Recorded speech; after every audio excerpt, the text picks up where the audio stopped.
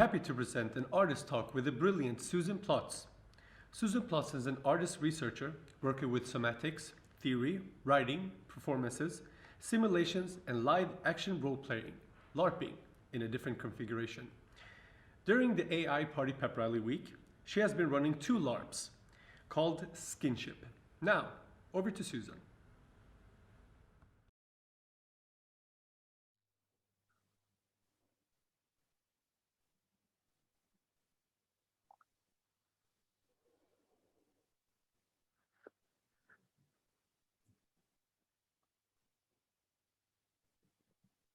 Okay, hi.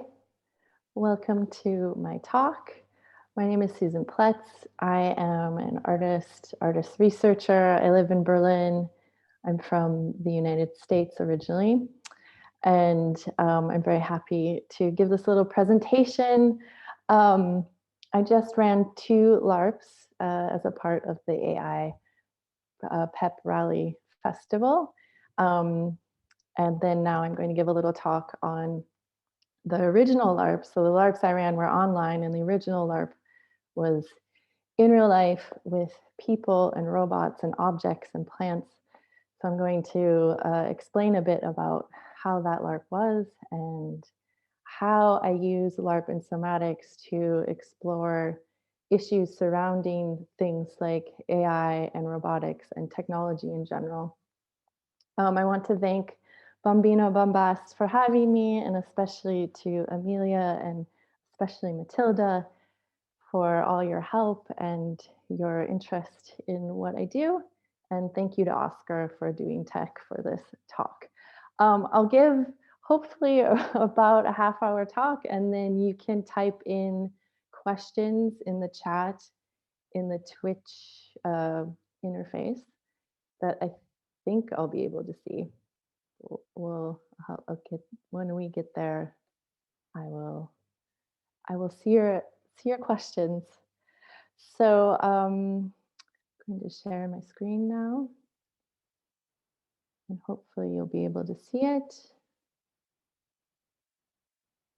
And can someone from Bambina just tell me if they can see the slides? Just maybe I can look.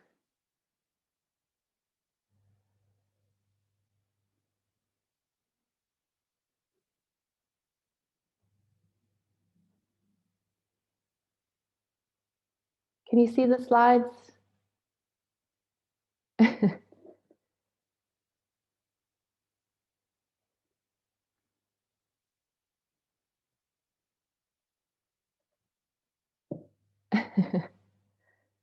Yes, okay, great.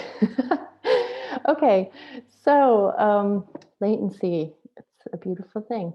Okay, yes, so the LARPs that I just ran, I've called them Skinship Touching Intelligence in their online form, because on the online form, it's about 2 hours and I'm exploring a mechanism that I use within a bit longer version of the LARP when it's in person, about 4 hours.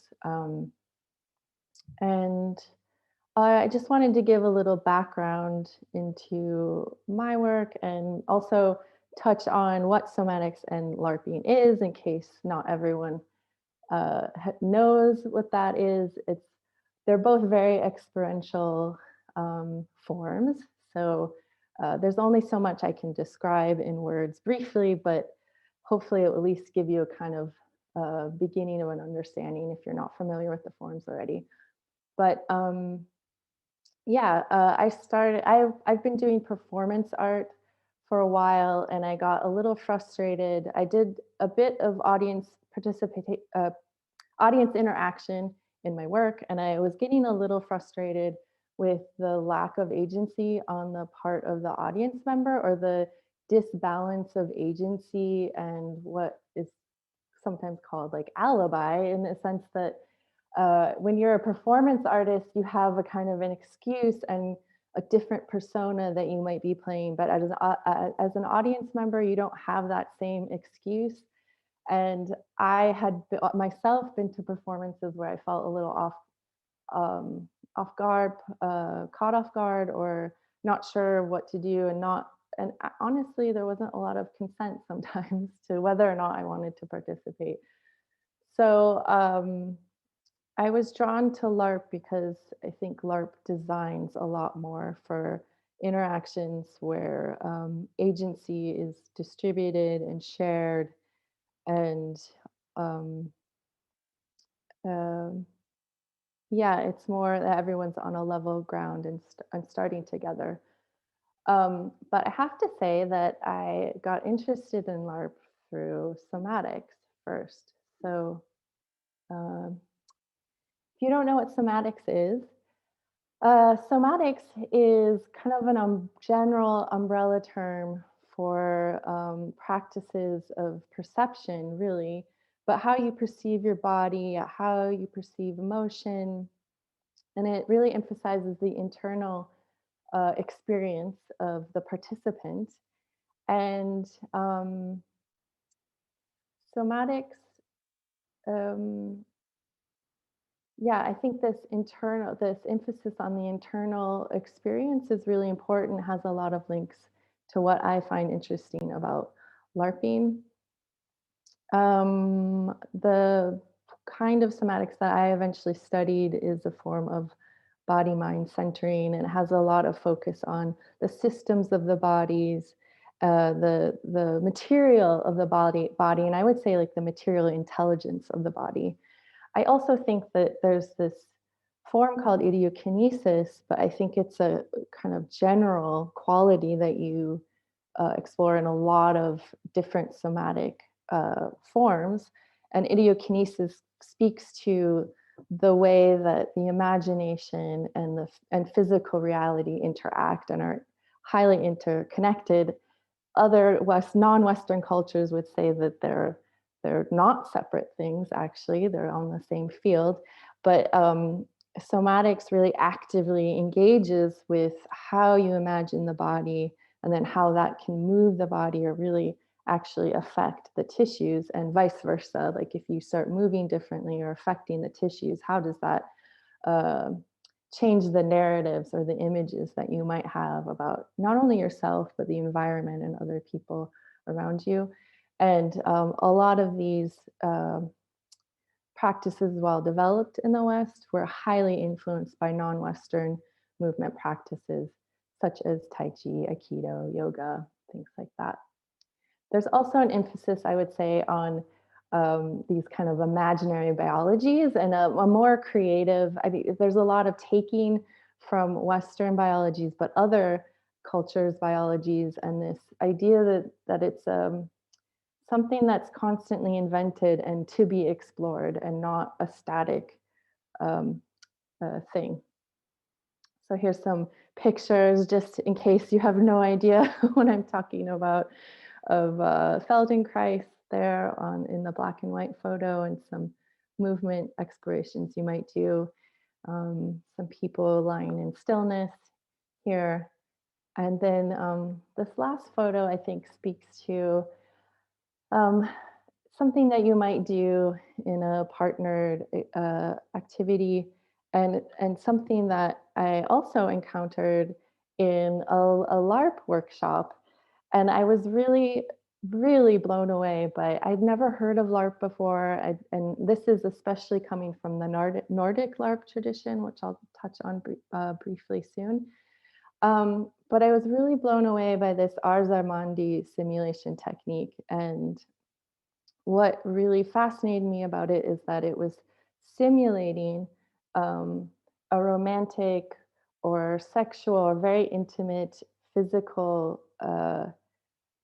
situation on your physical body. So you might be touching someone's arm, but your characters, so this fictional person that you're playing, your characters might be having sex or something way more intimate. And I found this completely mind blowing, because I feel like a lot of times in somatics, the emphasis is on authenticity or discovering the body as it is. And I found it really interesting that they added this other layer of narrative onto it that is worked with in somatics, but other than like idiokinesis, maybe not so explicitly like other characters or other roles. But then I did realize that sometimes we'll, for example, pretend that we're babies and roll around on the floor and explore developmental movement patterns. And that's definitely a role play. And it's definitely like an experience that's familiar yet very different than how we normally act as adults, most of us. So I got really fascinated by Nordic LARP, and I eventually went to the um, LARP Writers Summer School that was held in Vilnius. And I learned a lot of the Nordic LARP techniques. I met a lot of people from that community. Um, so LARP stands for live action role play. And the Nordic LARP or progressive LARP tradition or community kind of set themselves apart from other forms of LARP, which traditionally had come out of like Dungeons and Dragons and a lot of games that are actually based on military strategic games. And they wanted to create a form that was less rule heavy. And eventually it evolved into something that was, well, I mean, it's very open ended, but there is an emphasis on character development and co creation of the world and a lot of improvisation. And it's borrowed a lot from many fields, actually. But there's quite a lot of LARP that has borrowed from theater and different theater forms. And then I think that I extend that vocabulary to more of a performance art context, which I would say, for me at least, is exploring more of like a way of being or maybe certain concepts or structures or maybe giving a mirror to real life and um, in playing with the structures of interactions, which I think Nordic LARPers are also very, very aware of. But I think there's a certain aesthetic to performance art that can be sometimes quite different than theater. Um, Here's some examples of some Nordic LARPs, just a little loving. So there's this idea that you can explore heavy subjects like the AIDS crisis. I also wanted to give a shout to, so there are people from non-Nordic countries such as the Palestinians and the Beit Beirut organization. There's LARPers in Belarus, Eastern Europe, Ghana, I think now, and also Brazil and America. And it's more of a style at this point than like a indicator of a geographic location. And here, Nina Essendrop was kind of an innovator of this um, more nonverbal LARP form that is influenced by theater, but more driven by movement and nonverbal interaction and lighting and sound, um, which has also influenced me a lot. So once I started learning LARP design, I started pretty much only making LARPs and often kind of running them in a workshop format. I think a lot of times curators don't really know what to do with a LARP except to make it a workshop or an educational program. And there's a bit of a debate, is LARP art or not, or does it need to be art to be legitimized? Um, but I was happy to just do these LARPs and use them to explore issues that I felt maybe needed a different approach. So I use them to explore robotics and AI, but from the perspective of a somatics practitioner or experiencer. Um, and so in this picture here, um, I called it LARPing AI at first, and it's kind of an extended series.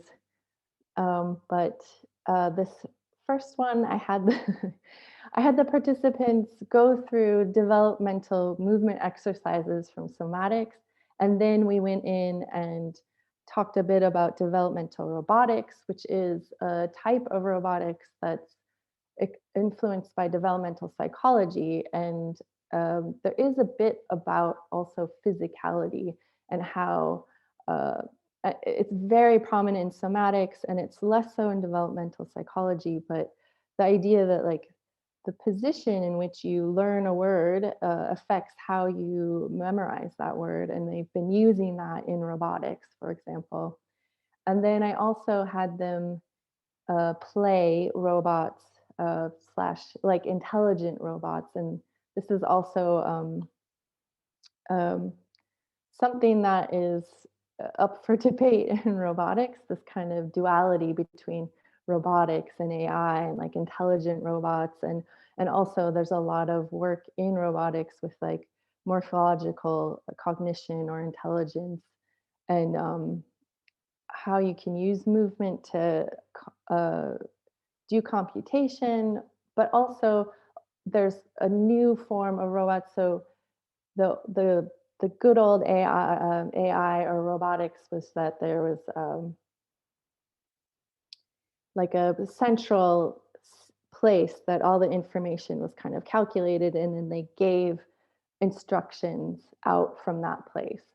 And then the new form of it is this, that there's these sensing, exploring things that are constantly adapting and exploring to what's around them. And they found that, for example, they can make decisions a lot faster. And then this also kind of reflects different views on our own bodies and our own intelligences, and how um, this kind of idea of a mind map is kind of at this point outdated in some ways, but it still is quite dominant, that you process everything in your brain and then the brain is giving orders to every other part of the body. So I gave them the task to design a very simple robot and then take turns playing the designer and the robot or the AI, and then also also based on different biologies and different morphologies. And this is an example of the character sheets that I gave them. Um, yeah. So, and then I got invited to be a part of an exhibition called The Shape of Things to Come in Tokyo last year. I was invited by Ellen McCready, who is a linguist. And I think, well, originally I wanted to make a LARP for robots. I wanted a LARP just with robots. Um, and then in our conversations, we started to talk a lot about language and technology and platforms, but also maybe like devices. And there were like different challenges. I wanted to work with someone in Japan, but it was very hard to find someone. And I found the work of a roboticist in Denmark. I think that, oh no. So this is the slide we made. This is the slide of the LARP that I made called Skinship. Sorry, and I'll get to the roboticist in a minute. But this is the participants with a soft robot that was developed by Jonas Jorgensen. Um, and he has these tentacle like soft robots that we adapted for my LARP. I wanted, I chose the word skinship. It's a Japanese word. Originally, it's also used in Korea. And it's a word to indicate physical bonding and relation making through touch. And I thought this would be a really interesting thing to explore with people, especially in Japan. I was worried about a language barrier as well. And so I didn't want it to necessarily be very character or narrative driven. Um, and so I placed these robots in a kind of open field of other objects that were maybe a bit mysterious and it was not quite sure what they were. And I just wanted to kind of liberate the robot from any sense of being useful, which I'll talk about later. I feel like a lot of times there's a narrative of servitude that comes, especially with robotics, and hopefully liberate the humans a little bit too to just kind of be sensing and breathing and moving, although they actually did have quite a difficult task, which was to kind of sense into the qualities of the objects in the room and communicate this to each other as these kind of sensing alien beings who had never encountered these objects before. Um, so it's actually quite a lot of labor, but also hopefully there was a kind of open field where both the robot and the humans had some openness uh, to just sense into what was actually there. So, if you don't know what soft robotics are or soft robots are, it's a burgeoning field. It's quite new. And what it really means, the simple definition, is that the objects are made from soft, pliable materials, silicone or rubber. There's often pneumatics, tubes that cause them to breathe, or maybe they're made from spirals or origami. They move in a, they don't have stiff joints like a more traditional robot. They could be a combination of things, and the mechanics inside might also be soft, or they could be a more rigid or traditional with like a soft body around it. And so then, yeah, I found the work of Jonas Jorgensen, and I put his link on the slide if you want to check out more of his work. I find him really interesting because he comes from a mechanical engineering background, but also studied art history. And he's looked into this, he's developed this continuum between like soft sculptures and robotics, and especially soft robotics. And he's looking at the aesthetics of robotics. Um, and I think what's exciting about what he does and soft robotics in general is that it's very amorphous and a bit ambiguous. Like it's bio inspired, but they're not really humanoid in the way that other robots are. Although I mean there is ideas of like artificial muscles and skin that's being developed kind of in the soft robotics world, but um, I think there's more room for creativity and play, and there's a lot of people from a lot of different fields working on soft robotics, and it's sort of tinkery still in a way, which I think is exciting and could offer a more expanded sense of what a robot could be or and how they could relate to us. We adapted this robot, and I think this is a video. Hopefully, it's running fine for you. In this iteration of the robot or this prototype, he put light sensors on the end and is growing crests at the end. And so the idea is that the robot helps and assists the crest by pointing it towards the light so that it can grow better. So there's this kind of um, interaction. It's a beneficial relationship, at least for the crust, hopefully, unless it gets crushed. But um, just there's a different set of relationships. It's not the robot serving the human, which I think is really interesting. It's not quite mutual aid, but it's something a little more interesting than just serving a human. And so here you can see that it's the same robot, and I should explain that when it expands, it's kind of breathing through these pneumonic tubes that you can see there as well. So there's a little motor pushing air inside this silicon form. And then there's a little black sensor there that we put that could sense touch, temperature actually. And so, as the participants explored through their senses and especially touch, this particular object, this robot, would respond to that touch by starting to breathe. Um, yeah.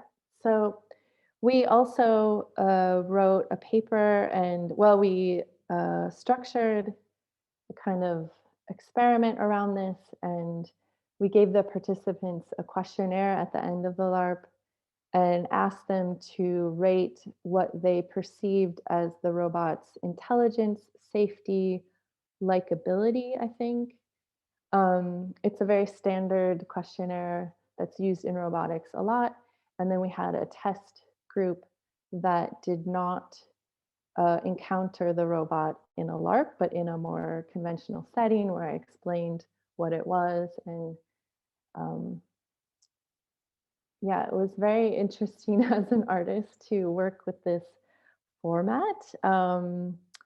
I it's just so different how than I normally work. I'm very improvisational. I'll change the run of the LARP each time, like based on feedback and what works and what doesn't.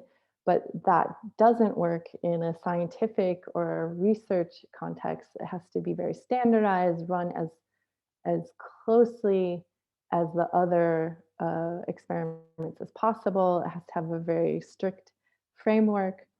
But we wanted to see if doing it in a LARP format with like a character and if it could invite a different way of relating to the robot and a different way of perceiving the robot.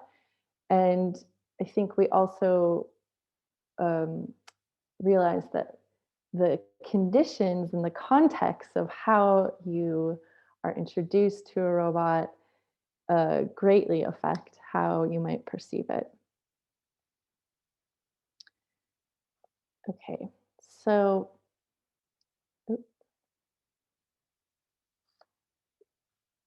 so yeah, I wanted to make a space for the robot that is not a space of service or of labor. Um, I think it's a lot easier with a soft robot. It's biological, but doesn't even have a kind of, well, it's not recognizable in the way I think a lot of like even animal robots are domestic animals, and there's kind of implied relationship there. Um, so I was putting together this talk. I found this book called The Robotic Imaginary: The Human and the Price of Dehumanized Labor by Jennifer Ray. And I think um, it's a really good way to kind of conceptually frame the issues that are at the heart of what I'm exploring in this project and other projects. And I think I'm interested in the ways that um, different forms of oppression, basically, are all kind of intersecting. And to me, I feel like there's a boiling down to this cosmological dualism that still exists in the West. I think there's like holes being poked, and I think there's other traditions that have still kind of survived in the West, but there's this dominant narrative that and hierarchy, I think, between material and non-material. So like mind and body, child, adult, different racial hierarchies, different social hierarchies, male and female, etc. And I think what's interesting about LARP and somatics, it can challenge your sense of like what is the human, And I think what I love about somatics, especially, is that you can create this connection and this spectrum to other life forms, be they real biological ones or imagined forms. And I think um, it can develop a sense of empathy, or at least challenge, like you notice the edges of your own conceptual formation. And if it's a cosmology or socializations, things like that. And um, I think LARP, because it's an embodied practice and because you're very consciously making this decision to play something else for a bit, it also gives you that chance to either try out a new reality, but at the same time, it really shows you how much you bring in to whatever you've been taught, whatever has happened to you before. Um, and it's, both practices are not easy practices. They're not feel good practices always, although they can be quite exhilarating and liberating. They're not like easily legible, I think. And I think that there's something that we need to bring to technology, which is a sort of illegibility and an unknowing and a disorienting. And I think that this is what's needed to create technologies that can serve all of us better. Um, Technologies that are created from different cosmologies and ontologies, a different set of values. And I think that LARP, being a design practice, is a very effective tool to start creating different possibilities. And I think that it's important to remember that science also is designed, like experiments are designed, they have a protocol, and they drastically affect uh, the outcomes and the knowledge that we start building about things. And I think that if we can open up, and I think that's what's really cool about soft robotics, is that it is kind of opening up to other traditions and other forms of knowledge.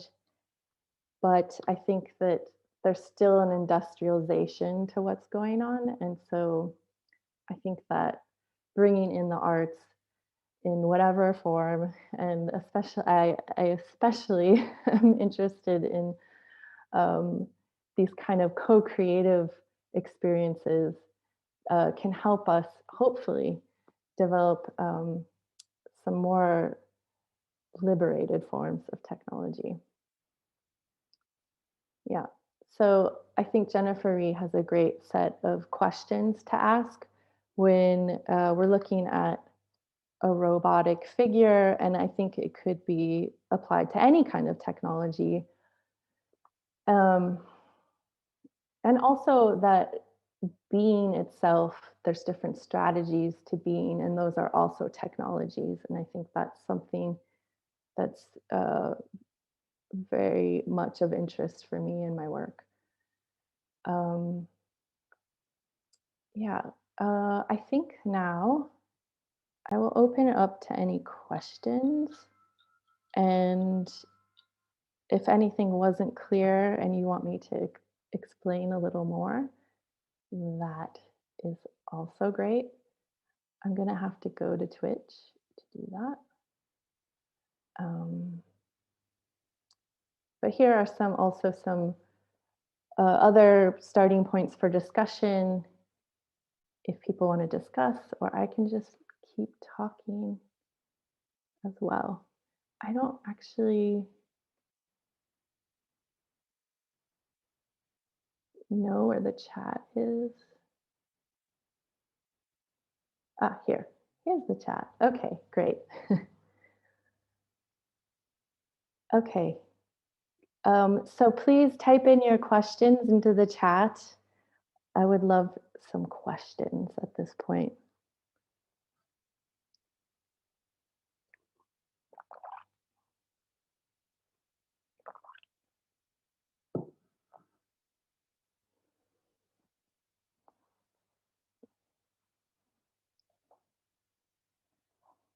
Also, if anyone wants to see the robot, I can show off the robot as well.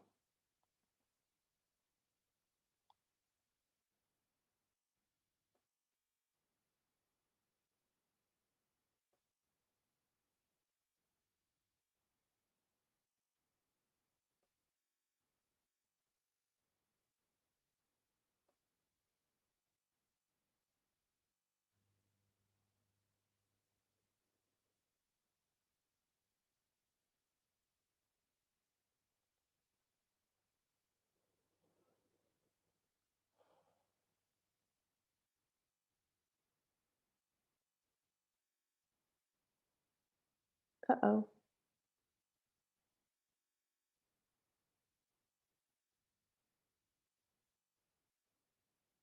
Okay, so someone said, yes, I would like that. And I'm assuming that that's about seeing the robot. uh, let's see.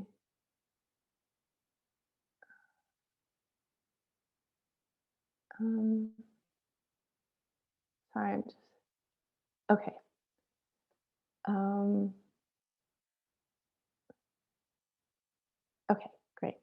Okay, I will show the robot in a minute. I have a question from Dexelman. The question is one question that a part of me wants to ask. The Nordic LARP tradition, although very rich and also offering opportunities for different kinds of identification, also seems limited in terms of the cultural background of many of its practitioners. It seems clustered around European North American axis. I'm curious if LARP techniques or tools are being used in other contexts where co-creation might take on a broader meaning. That's a great question. I did show a slide of the Palestinian LARPers, and they have their own really distinct form of LARPing, although they were very influenced by Nordic LARPers. And I would also say that the Belarusians, so that's still European, but it is Eastern European, which is it's quite different than the Western or the Northern European forms of LARP, also Swedish, etc. I have heard of LARP happening in Ghana and in Brazil. There's a very active form and scene. Um, I think this is, yeah, I mean, that's something that is troubling or interesting to me as well, that it is quite uh,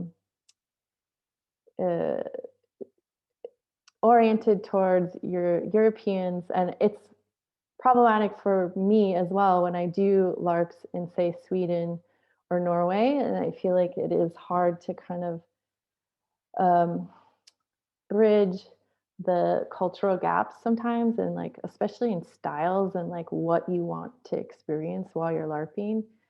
I find that I get along better with the Belarusians, and I feel like in Belarus, for example, it's been a really potent tool to kind of um, build solidarity under dictatorship and to explore things that aren't normally allowed to be encountered or explored in this very repressive, restrictive regime. Um, and I think like in Palestine, for example, like they have a very like unique form that when I've talked to Palestinian LARPers, they're just like, yeah, you can't do our LARPs. Like it draws so much on their history and their culture and their cultural forms. There are LARPs that have been done to explore those differences, which I think is really interesting. And I mean, I think other cultures have their own ways of um, being co-creative and relating. I think um, it will be interesting to see like what other kind of interactions can happen. And Um, yeah, I would love to see more from other cultures in how practices that are similar to this, but maybe not exactly the same, um, are happening. In my experience in Asia, I know there's a lot of like cosplay. There's a bit of LARP in Japan. But I would say in other cultures, there's a lot more ritual and like public ritual and like public like ways to change your identity, um, that don't necessarily exist in the same way in the West anymore. Um, um, I have another question from Mati, and uh, they were saying, what was wondering what your relationship to the different characters you encounter and design in the LARP become and are. Um, I don't really know how to ask this or answer this question, um, because I'm not exactly sure what it's relating to, but uh, uh, I have different experiences with LARP personally. I design LARPs and then I also play LARPs, and sometimes I'm a player in the LARP that I design. Sometimes I sit back and just let the players go in this open field that has enough definition in it that people know what to do, at least to start. Um, Um, so I guess the question depends on if you're asking me as a designer or as a player. But I guess as a designer, when I make characters, well, first of all, I often let my participants design their own character. I give them some perimeters, but I like that participants have their own sense of agency and can feel like they can really shape their experience the way that they want to experience it at that time. And I think that's really important. And in the end, like no matter how much information you're given beforehand, like it's up to you. And I think that there is no separation between you and your character, only what you kind of decide for yourself at any given moment. And that's something that you play with and adjust during the whole LARP. And I think that's actually what's really exciting and amazing about LARP is that you're very conscientiously doing that in a way that we don't necessarily always do in real life. And also you know that everyone else around you is doing that, and also there's tools usually to check in with them and check your perceptions of what's happening. I think that's a very potent tool and a really interesting way to form relation. Tom K says, regarding the second point on the slide at the end about seeing the real world structures through LARP exercises, I wonder if you could expand on how you feel about bleed in LARP and whether that's something you desire or engineer in your own works. Okay, so that's basically what I was just talking about. It's a great question to to follow up with. So there's so bleed, if you don't know what that is referring to, that's about this separation between player and character and how your experiences and influences and emotions affect your character's experiences, emotions, and vice versa, and how maybe you might still have a lot of these emotions after the LARP ends. You don't know if it was your character or yourself. And I would say it's all yourself and it's all your character. Like I'm really into the idea that uh, bleed is what you make of it, I guess. Like bleed is a tool that you can construct and you can have some control over sometimes. And when you don't have control over it, you at least have control over how you shape it or perceive of it. And I'm really into non-immersion in LARPs. I think it's like the most potent part of a LARP, I think, because you can then very actively reshape your experience, which I think is a perspective that is hard to access in your real world. um, and I think that when people say bleed, I don't know. I think I also correlate it to immersion and non-immersion. Maybe because if you're feeling this bleed, you're like maybe more immersed and not realizing the different layers. You're not aware of them. You're not conscious. Whereas when you're non-immersed, you are conscious of those layers. But um, yeah, I think that's all I have to say about bleed for now. Um, okay, so uh, Vexamon has another question. I'd be interested to hear how the rules implementation protocols change in the Palestinian, Belarusian, or other contexts.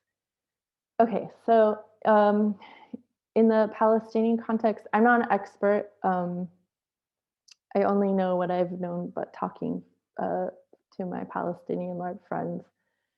Um, I'm not sure I know so much about the rules and the protocols, actually. Um, and I think that's an ongoing discussion within the Nordic LARP community of like um, how to have kind of a set of best practices that aren't influenced by a dominant culture or like a dominant sense of what LARP should be. But I think there's also a lot of regard for the personal safety techniques that have been developed. Um, but I do know in Palestine, I think there's a lot of work to connect to their history, to their past, and like a sense of communalism. And um, they work a lot with children and a lot with folklore. So I think that's one difference, but I don't know if it's not about protocol. So I'm sorry I can't answer that very well. With the Belarusian LARPers, they were very influenced by the non-verbal and more like sensual aspects of LARPing. And um, there's a lot of work with like sensorial association. Um, there's a lot of gentleness, I would say, like, and I would say the protocols aren't necessarily different, but I think in terms of like what the players want to experience, oftentimes they actually really do want to create like a different reality that's like better than what they are experiencing in real life. Whereas like especially Swedish LARPers for some reason, I think, or I don't know, I think that there's like kind of some misery LARPing that happens a lot in Nordic LARP where people want to like die, like kill themselves and like experience like the dark sides of reality.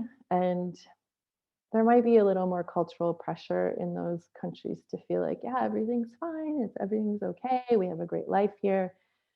Um, yeah, so I would say, but in terms of protocol, I think that they're very similar. Okay. Um, okay, let's see. I'm going to answer one more question from Lexanon.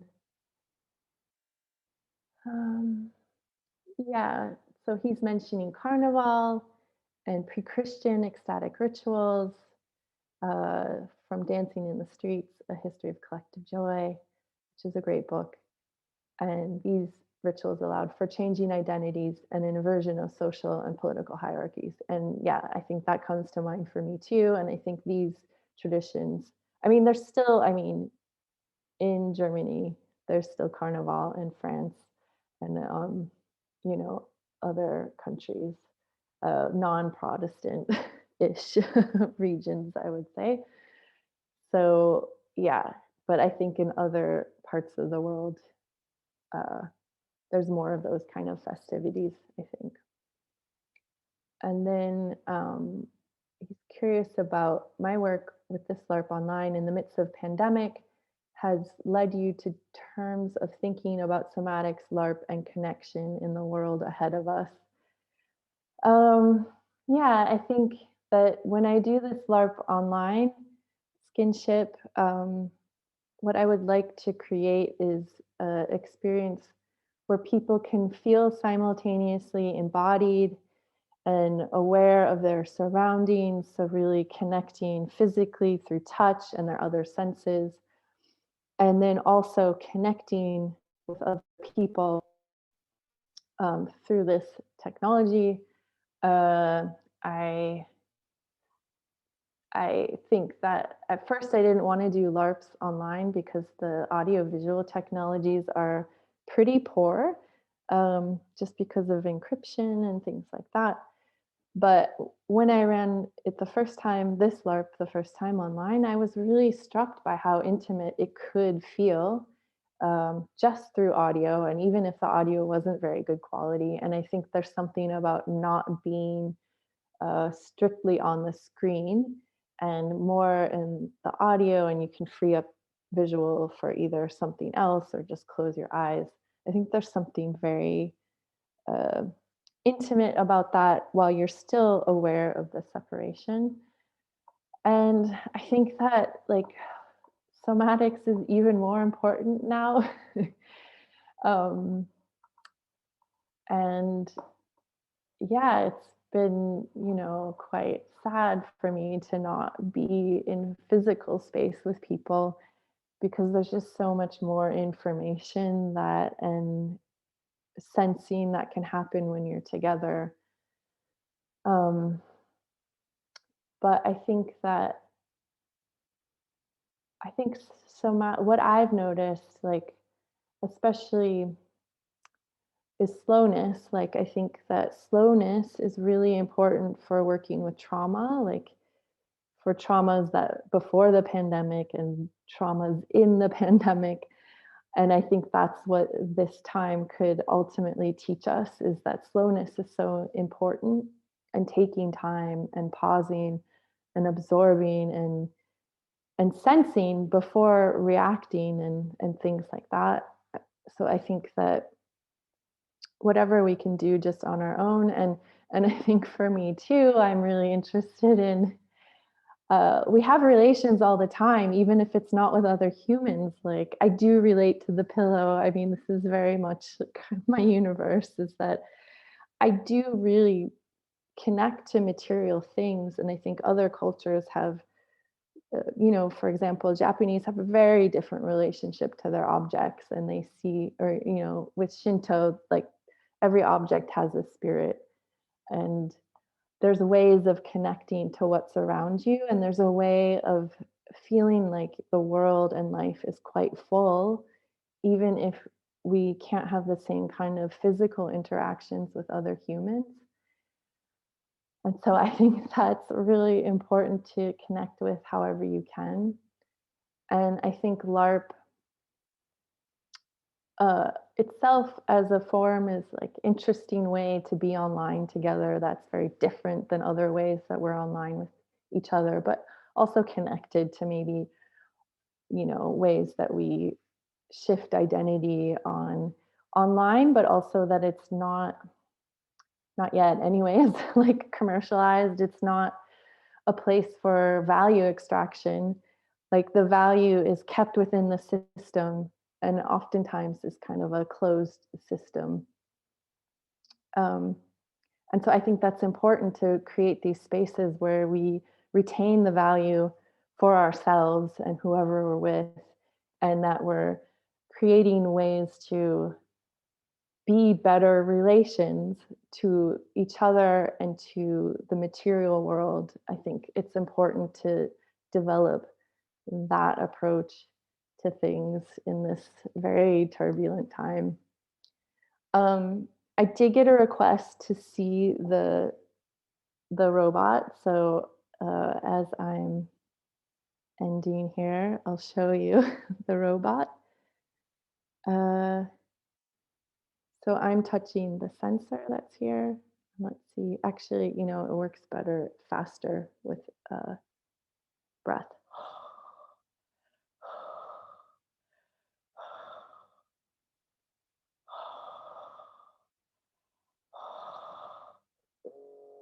So can you see it? It's moving. So it's filling up with air. So it has a randomized pattern of which channels are filling up.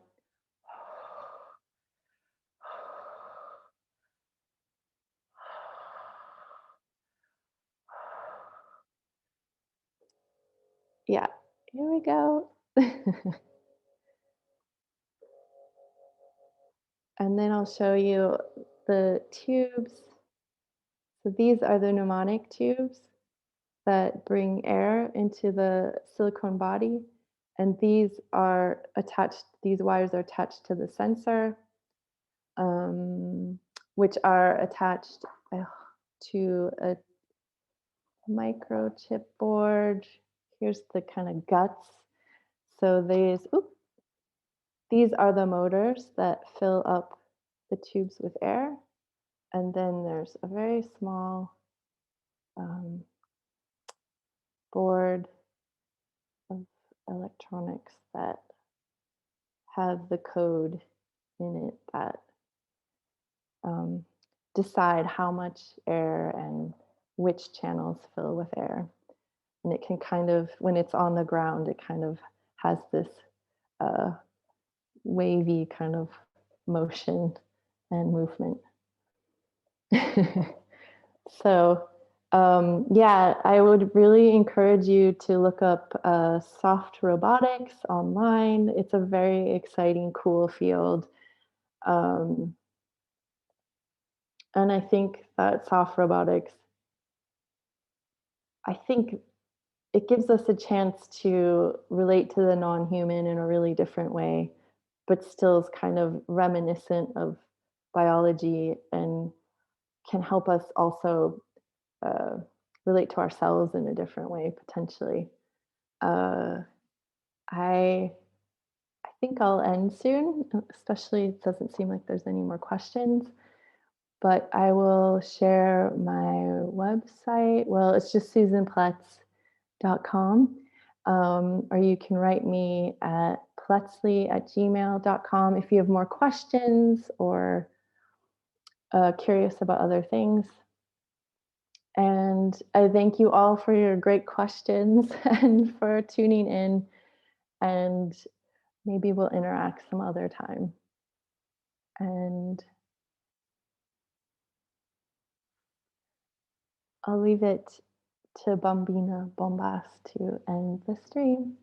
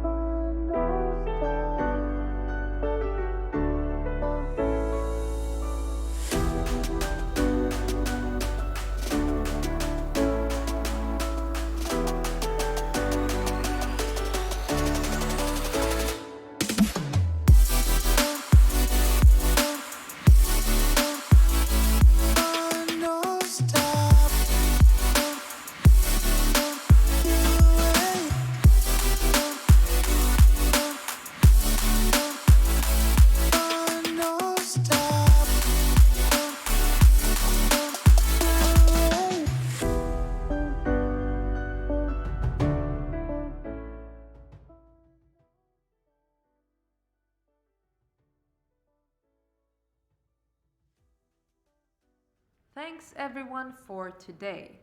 It's been lovely having you here with us. Tomorrow's schedule will be presented right here on our very own Twitch channel.